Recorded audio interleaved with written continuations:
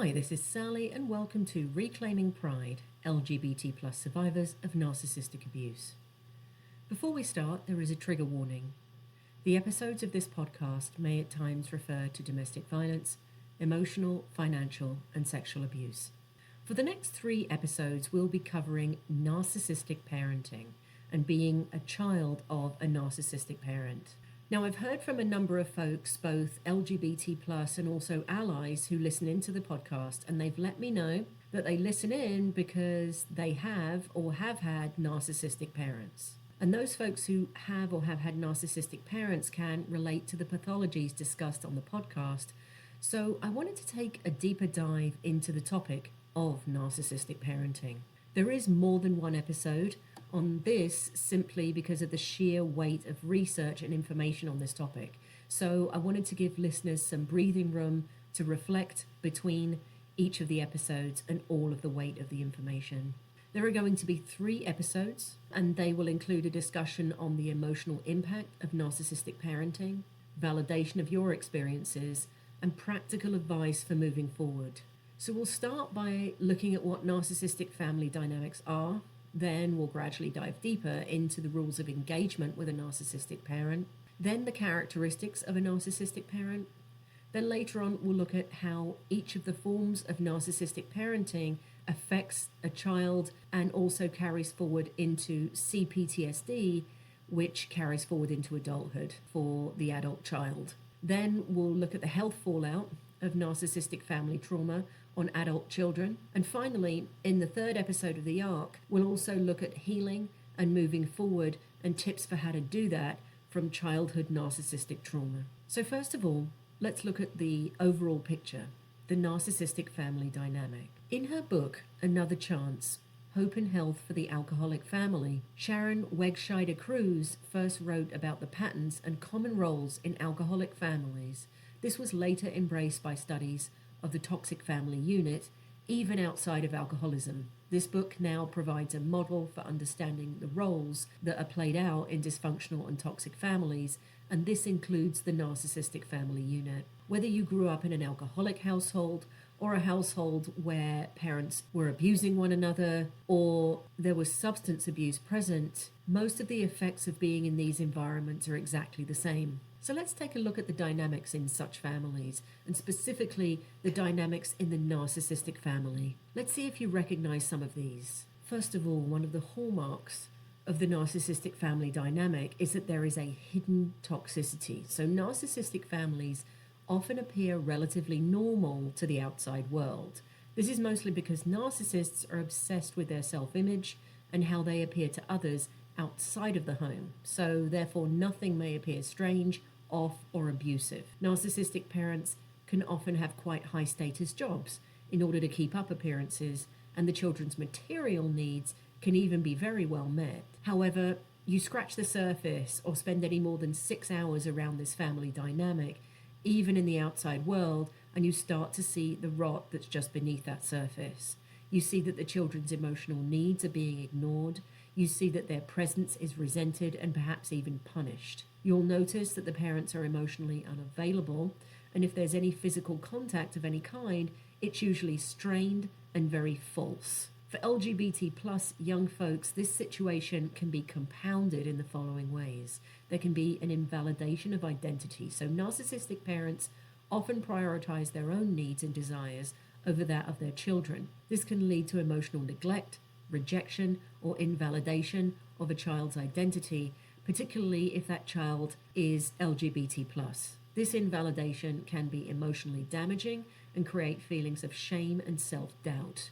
What follows this may be mental health issues, so children raised by narcissistic parents are at a higher risk of developing mental health issues such as anxiety, depression, and even complex post-traumatic stress disorder, or CPTSD, which we're going to be talking about quite a lot in these next 3 episodes. The added stress of dealing with acceptance or rejection of our sexual orientation or gender identity can also exacerbate these issues. The narcissist often sees themselves as the best parent possible, and by the same token, they expect their children to mirror this back to them by being the perfect child. In the same way that the narcissist expects from their partner that they will give constant adulation, recognition, and reinforcement for the crumbs of affection and material offerings that the narcissist makes, they will do the same thing to their child. The children then quickly learn never to question or complain and have to show unparalleled appreciation for the crumbs of affection the narcissist may offer.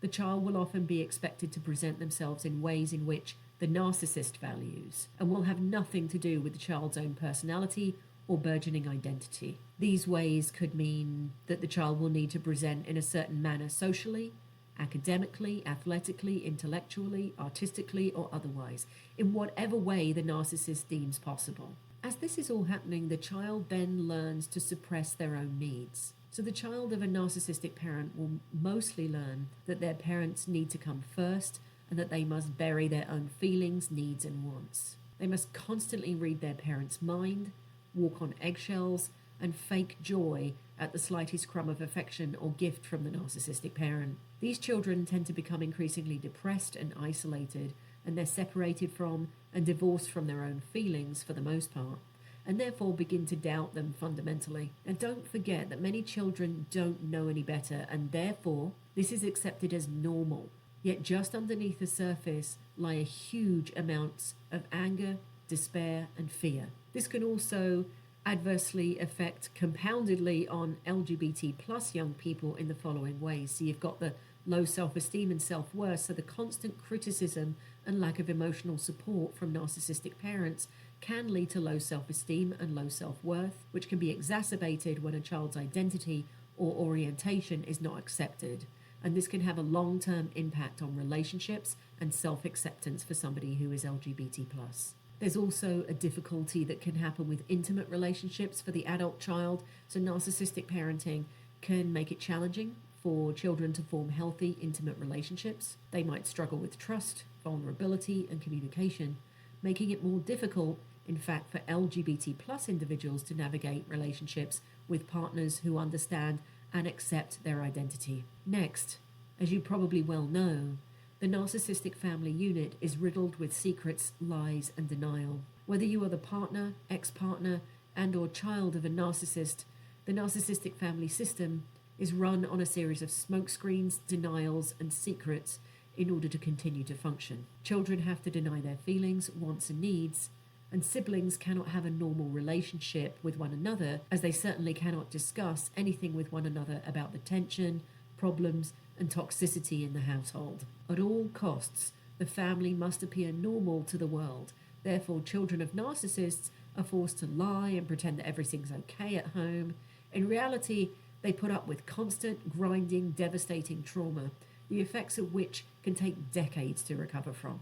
As an LGBT plus young person, there are often ways in which we are forced to hide many intrinsic aspects of ourselves as it is. Research shows that the following additional strains are placed on LGBT plus children. There is social isolation, so the fear of rejection and the emotional scars from narcissistic parenting can lead to social isolation for anyone, but LGBT plus individuals may also isolate themselves out of fear of not being accepted or understood, which can lead to loneliness and further mental health challenges. There can even be substance abuse, so some individuals might turn to substance abuse as a coping mechanism for the emotional pain and stress caused by narcissistic parents and societal discrimination related to their identity. This can have severe ramifications into adulthood. It can also lead to internalized homophobia or transphobia.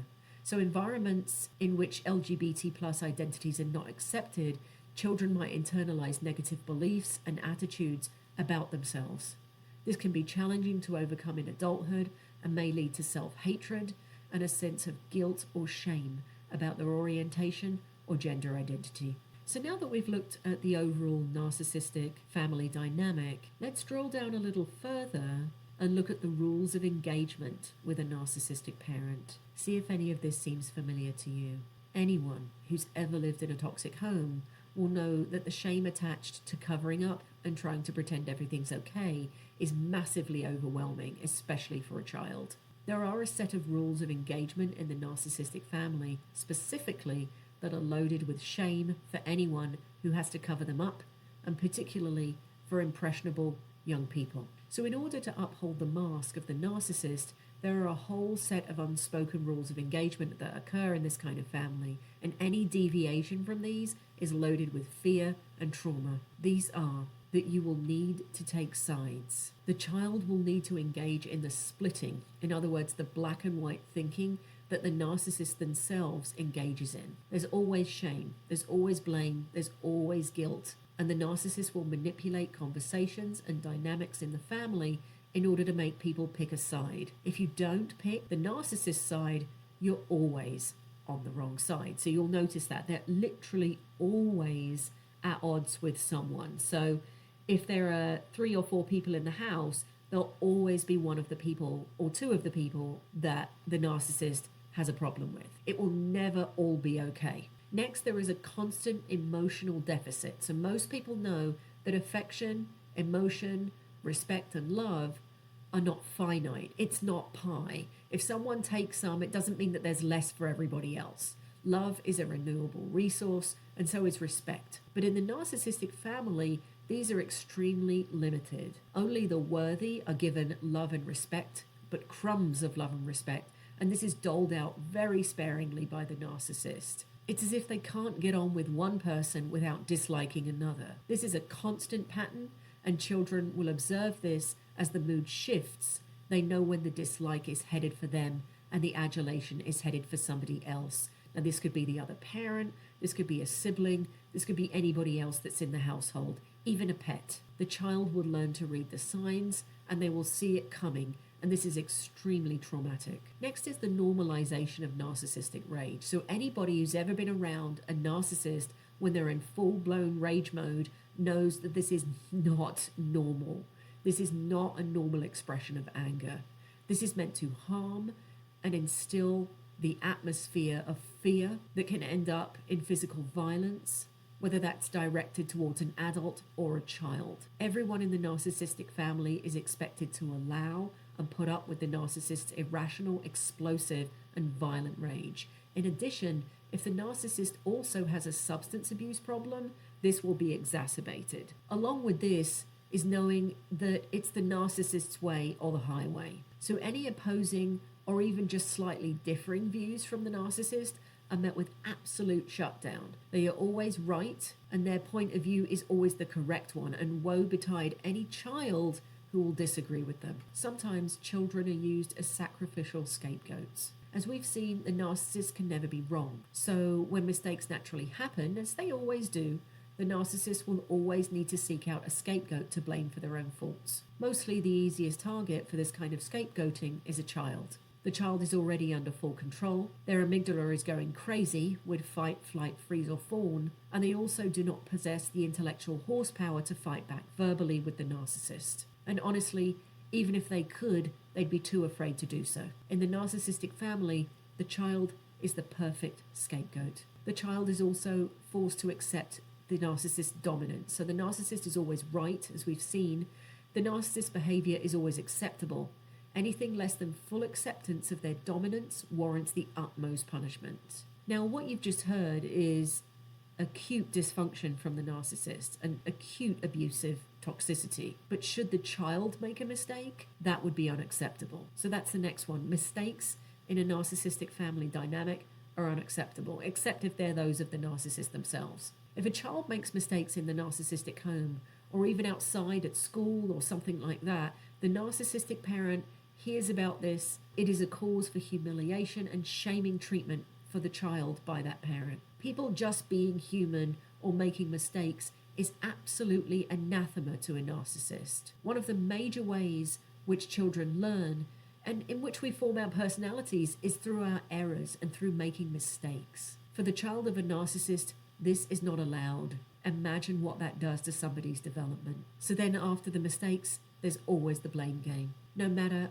what it is, no matter whether it's large or small, there will always be someone to blame for something in the narcissistic household, even if there's no need to blame anyone for anything at all. The only thing that can be guaranteed is the blame will never be placed on the narcissist. And finally, with this, there is no forgiveness. A child or anyone in the narcissistic family will never be forgiven. Grudges will be held for years, thrown in their face. A child will never be able to forget a mistake they had made years before, even decades before. It will become part of their personal history because it will be forced upon them time and time and time again by the narcissistic parent. Usually at really inopportune moments, like times when somebody's very upset, or a happy time like a birthday or a celebration. The adult child will be mocked and condemned for years to come. Any feelings about all of this are completely illegal. The child and all around the narcissist are made to feel like their feelings are wrong and selfish and must therefore be diverted and repressed. There is only room for the narcissist's